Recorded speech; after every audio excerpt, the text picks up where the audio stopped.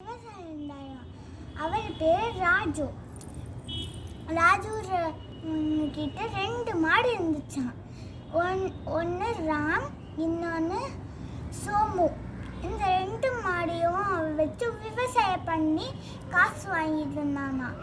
அப்போ ஒரு நாள் அவன் விவசாயம் பண்ண போகும்போது என்ன நடந்துச்சு, ஒரு ராஜுங்கிற மாடு செத்து போயிருச்சு.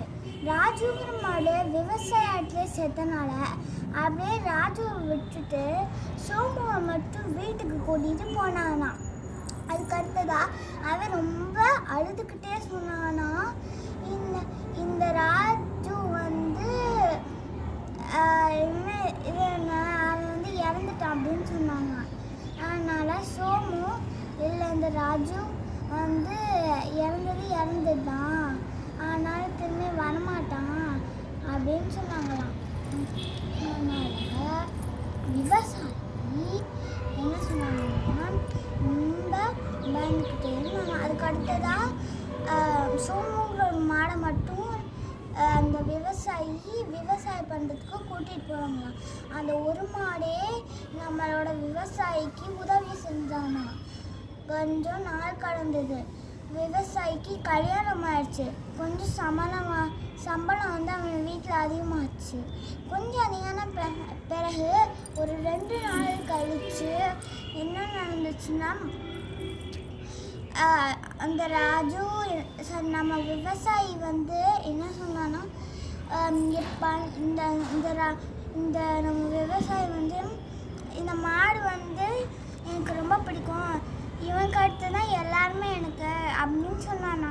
அதுக்கு அடுத்து நம்ம அந்த கல்யாணம் பண்ண பொண்ணை அவன் வந்து என்ன சொன்னான்னா, அப்போ வந்து அந்த கல்யாணம் பண்ண பொண்ணு என்ன சொல்லிச்சுன்னா, இங்கே பாருங்க, அப்போ எனக்கு அடுத்து தான் அவனுக்கு அடுத்து தான் நானேவா, அப்போ நான் அவங்க மனசுக்குள்ளே இல்லையா, அப்போ நான் உங்களோட அன்பான மனைவி இல்லையா அப்படின்னு கேட்டானாம்.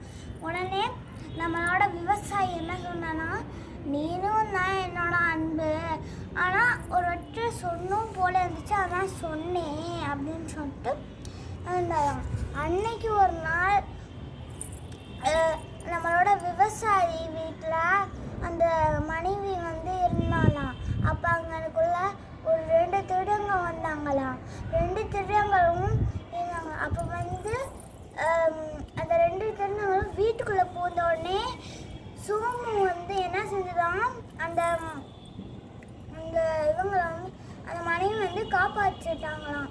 அப்போ வந்து அந்த மனைவி இத்தனை நாளாக நான் வந்து சரியாகவே பார்த்துக்கல, உனக்கு இந்த விவசாயி இல்லாத போதெல்லாம் நான் உனக்கு சாப்பாடும் வைக்கிறது இல்லை அப்படின்னு சொல்லிட்டு ரொம்ப ஆசையாக இருந்தாங்க. அதுக்கடுத்து 2 பேரும் இவன் வந்து குழந்தையா ரொம்ப பத்திரமா சாப்பாடெல்லாம் ஊட்டி நல்லா பத்திரமா பார்த்துக்கிட்டாங்களா.